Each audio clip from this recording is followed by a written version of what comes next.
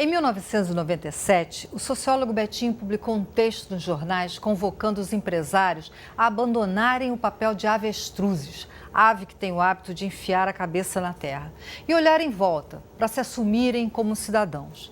No ano seguinte, alguns empresários, talvez em resposta, criaram um instituto, ao qual chamaram Etos, para mobilizar, sensibilizar e ajudar outros empresários a gerirem seus negócios de forma mais socialmente responsável. Hoje, o Instituto Etos de Empresas e Responsabilidade Social tem 669 empresas associadas de diferentes regiões, setores e portes. Juntas, elas têm faturamento anual correspondente a cerca de 35% do PIB brasileiro e empregam em torno de 2 milhões de pessoas. Para falar sobre o Instituto e sobre o envolvimento do mundo corporativo com o desenvolvimento do país, a série Empreendedorismo e Sustentabilidade do programa Entrevista traz hoje o engenheiro e empresário Jorge Abraão, atual diretor-presidente do Instituto Etos. Obrigada, Jorge, pela sua presença aqui. Então, eu queria saber se você acha que, de fato, as empresas ouviram esse chamado do Betinho. Você estava nesse momento? Como é que foi isso? Conta um pouco para a gente dessa história. Eu acho que o Betinho foi um indutor de tantas coisas importantes no país, né? E ele provocou uma série de temas que, a partir de então, ele conseguiu dar velocidade aos movimentos. Eu acho que na questão empresarial também isso foi bastante importante. O Etos, nesse sentido, ele surge em 98, um ano depois.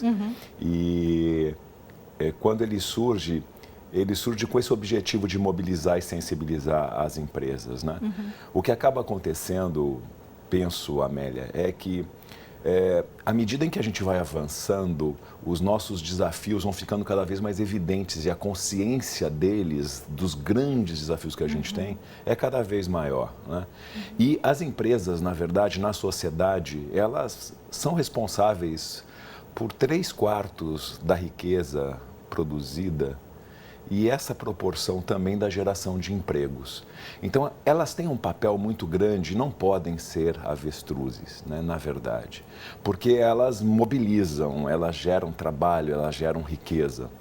Então, o Etos trouxe, na verdade, esse conceito da responsabilidade social para o Brasil naquela oportunidade para poder justamente estimular as empresas a terem um olhar do papel que elas têm a desempenhar na sociedade, que o papel delas não é só de produzir, né, um determinado produto ou prestar um determinado serviço, mas elas têm um papel nesse equilíbrio que é muito importante para que a gente crie um ambiente que seja favorável, um ambiente que seja equilibrado como sociedade, que também seja favorável para os seus negócios, se ela quiser ver assim. Então, nesse momento, o Etos surge, logo ele cria uma ferramenta, porque as empresas começaram a perguntar, tudo bem, e como é que eu faço para ser socialmente responsável? E surgem os indicadores Etos que permitem um diagnóstico em que a empresa consegue se posicionar em relação aos grandes temas. Como é que eu estou aqui em relação aos trabalhadores da minha empresa? Como é que eu estou em relação à minha relação com o meio ambiente? Como é que é a minha relação com governos? E aí você consegue ter um mapa, digamos assim, de onde você está mais evoluído, onde você está menos, e existem propostas de você avançar.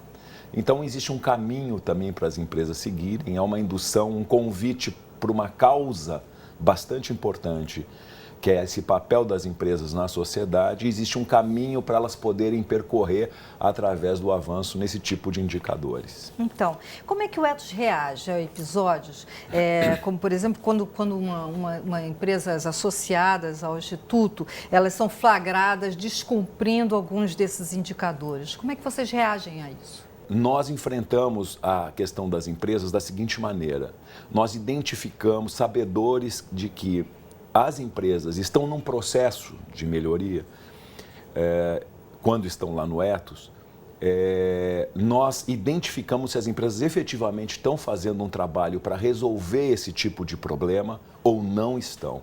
E que materialidade tem esse trabalho, né? Não serve somente um discurso, em que você coloque, olha, nós estamos fazendo, qual é a materialidade, como é que ocorreu esse problema, como é que vocês estão enfrentando ele, como é que vocês vão evitar ele daqui para frente.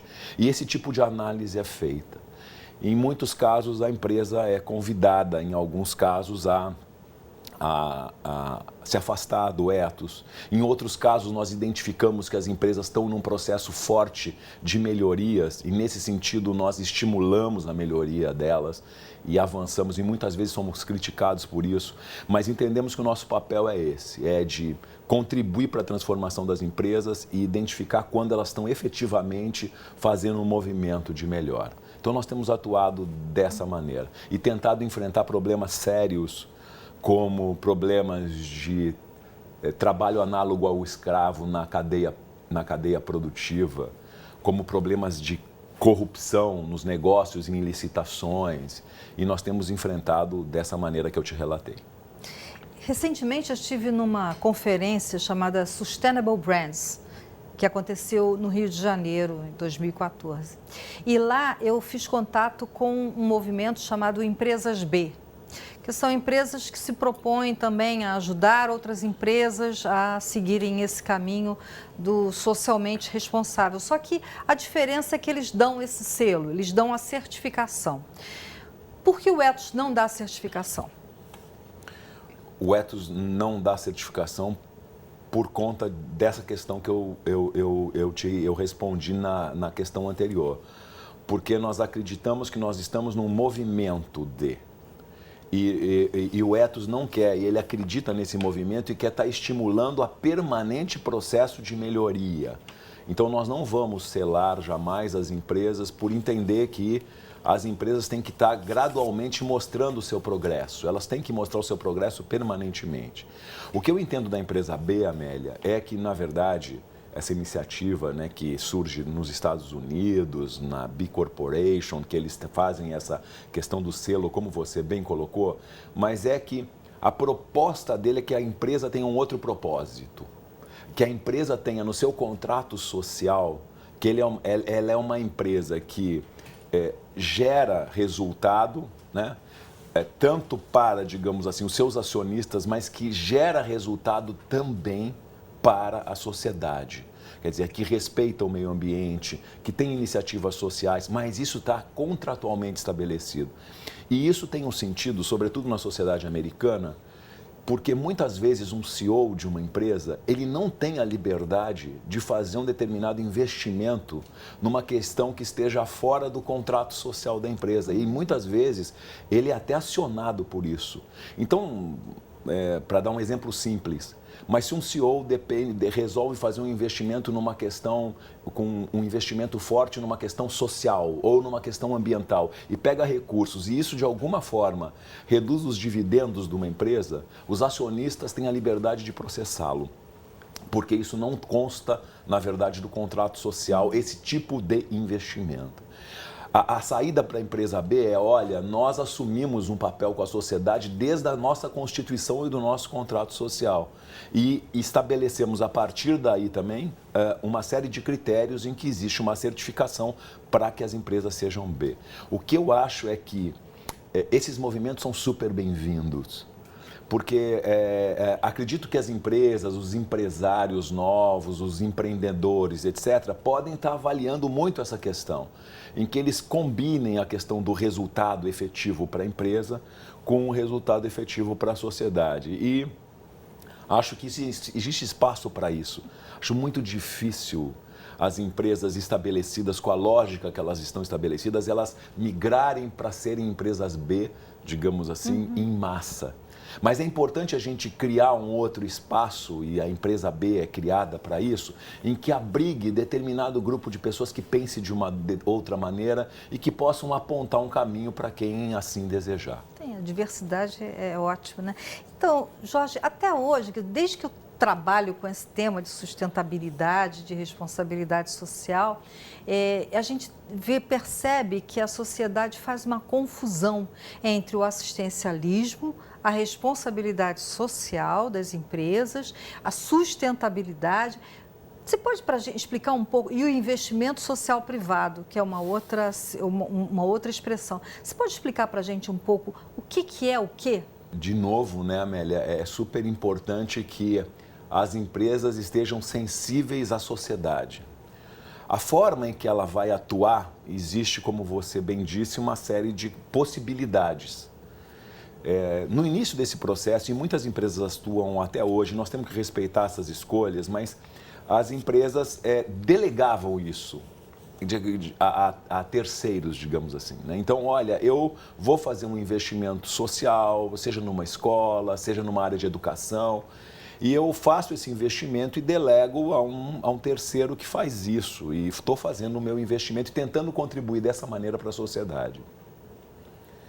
Isto é um caminho importante e que a gente tem que respeitar.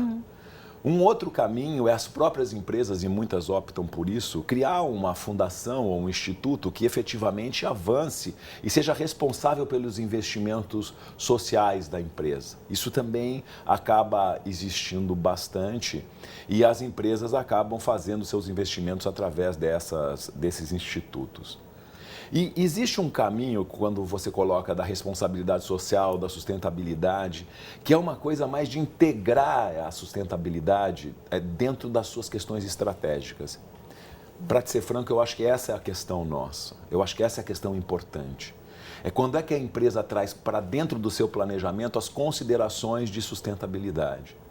Se os meus investimentos vão gerar que impacto em determinados setores. Quando eu decido por um determinado produto, de que maneira eu estou impactando o meio ambiente, os recursos naturais, como é que eu vejo a questão da reciclagem desses processos, os resíduos, as emissões, quer dizer, a logística, a questão do design. Você tem uma infinidade de questões em que, se você incorpora a sustentabilidade, você começa a olhar as diferentes dimensões dela, a dimensão ambiental, a dimensão social e a forma, a integridade, a forma ética com que você atua.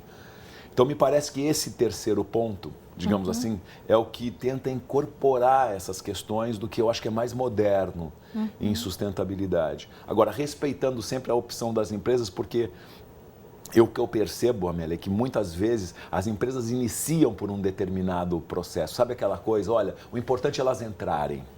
E depois elas começam com investimento social privado e acabam muitas vezes migrando e falando, olha, eu percebo o valor disso para a minha empresa, o que isso desperta dentro de uma autoestima que existem dos trabalhadores, a retenção que eu tenho de talentos, né? A imagem, a reputação que a empresa tem, a relação com os clientes, e elas acabam aí migrando de um investimento para uma questão mais estratégica. Então eu diria assim, eu acho que é dessa maneira que estão distribuídos e vejo que isso pode ser um caminho, uma escada, digamos assim, para as empresas cada vez mais se envolverem com essa agenda. Obrigada, Jorge, pela sua presença. Obrigada a você de casa pela companhia. Ficamos por aqui. Até a próxima.